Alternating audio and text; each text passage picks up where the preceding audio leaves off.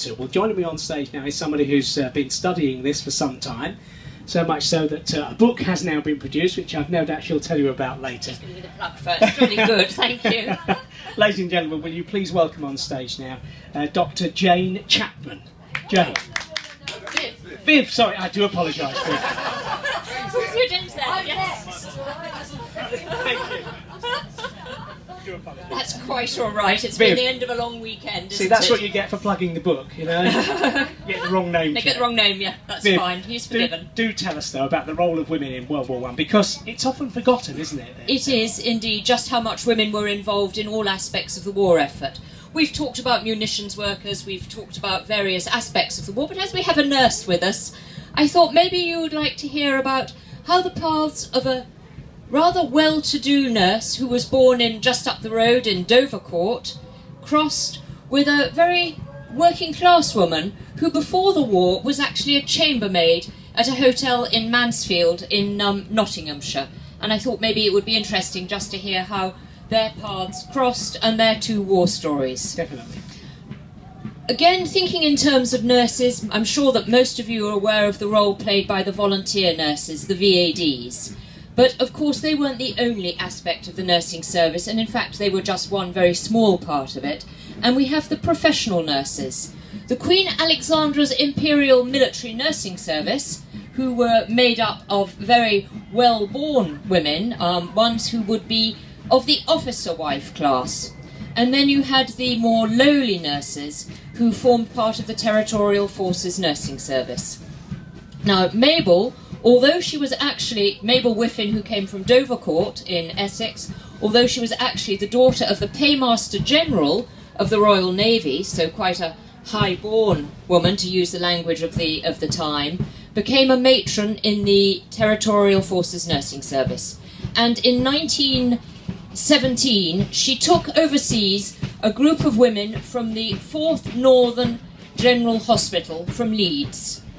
And they were to form the 59th General Hospital overseas in Saint-Omer. And amongst them was Beatrice Hopkinson, our chambermaid from Nottinghamshire, who trained as a nurse. They arrived in Saint-Omer in France at probably one of the bleakest times of the war, when really it was quite uncertain which way victory would actually go. And almost as soon as Mabel and Beatrice arrived in France, Saint-Omer was bombed. We tend to think of bombing in the Second World War, we think of it less in the First World War, and for 6 almost continuous weeks, Saint-Omer and the hospitals were under shell fire. And Mabel actually wrote a private reference for Beatrice in which she said that she was very level-headed during aerial bombardment.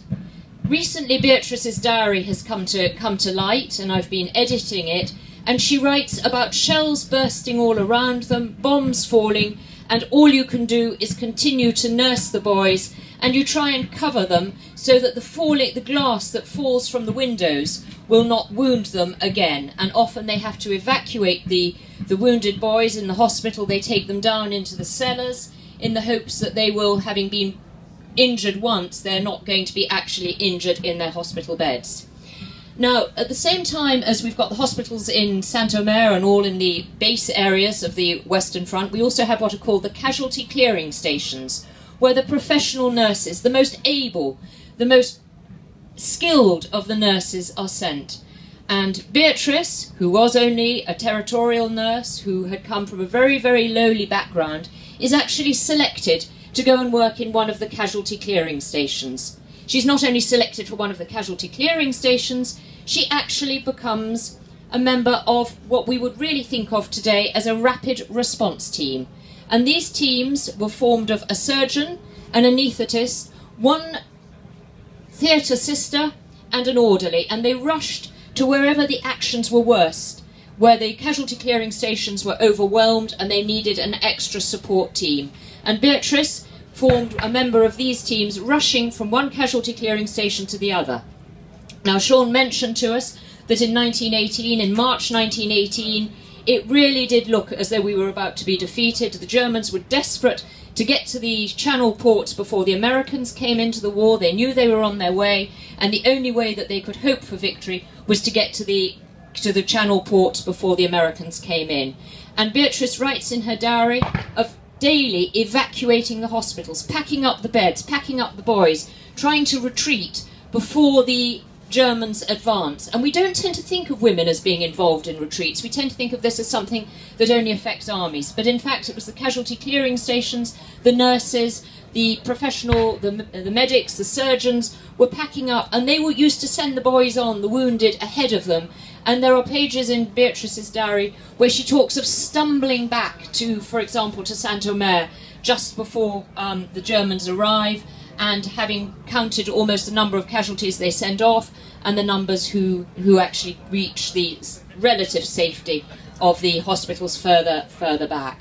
She continues throughout the war, Beatrice, and at the end of the war she marches into the occupied territories with the British Army and with the nursing service.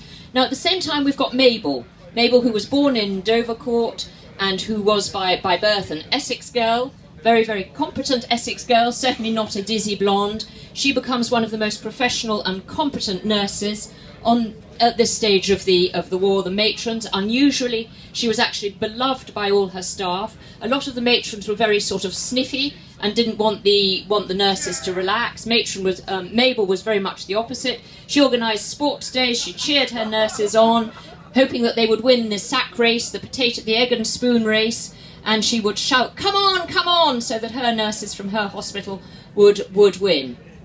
But Mabel, who was in Saint-Omer for the entire time that it was under bombardment, saw sights and sounds that most nurses would never think of ever having to see. Eventually, in 1918, she was sent back and asked to take charge again of the hospital in Leeds, where she'd originally come from, which she did most competently.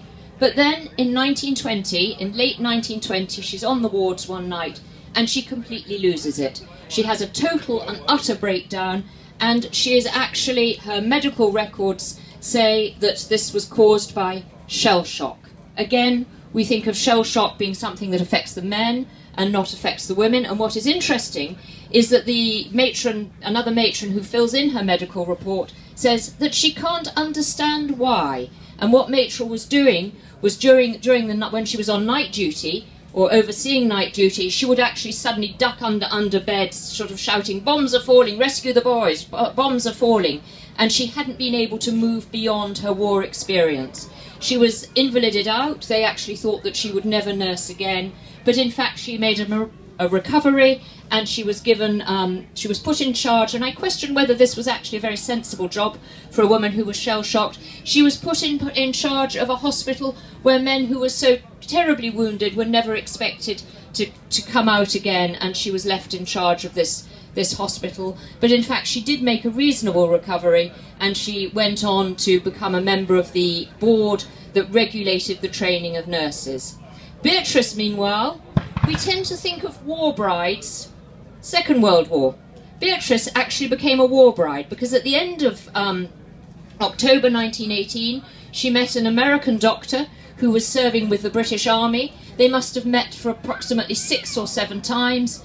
He proposed, and in October 1919, she leaves the territorial nurses and she goes overseas to marry this American, and it turned out to be a very happy marriage. 2 of her sons are still alive, and her diary is going to be published in approximately a year's time, which tells the story of Mabel, Beatrice and her war service. And she was just one of approximately 30,000 British women who went overseas to marry soldiers who had either served with the Canadian or the American forces. So local woman Mabel ends up with shell shock and sadly suffers quite severely, whereas Beatrice seemed to put her experiences behind her and ended up crossing to the New World, where she made a very good life for herself. So just one of the many stories about women in the First World War. I think it's amazing that you've come up with these stories. The researches that you've done, Viv, absolutely amazing. Absolutely fascinating. Chance now to plug the book. Plug the book, yes. If you're interested in women in the First World War, I've got a book coming out in November called We Also Served, The Forgotten Women of the First World War, and then the one that features Beatrice and Mabel is called Nursing Under Shot and Shell, and that will be out in approximately a year's time. That's due for publication in June 2015, and that it just concentrates on the story of Beatrice and the peripheral players. Ladies and gentlemen, Viv Newman. Thank you. And I've just been reminded by my video aid at the back, website www.firstworldwarwomen.co.uk. If you've got stories about the women in your own family, please do get in touch, because there's plenty of opportunities for me to get them into another book. Check it out. Thank you very much, Viv. And look what we have over there, Viv. You see who's sitting over there? Absolutely. Did you see our nurse who's joined us this afternoon? That's why I chose to do this. In full regalia. Fantastic. And a casualty sitting alongside you, nurse. Is he okay?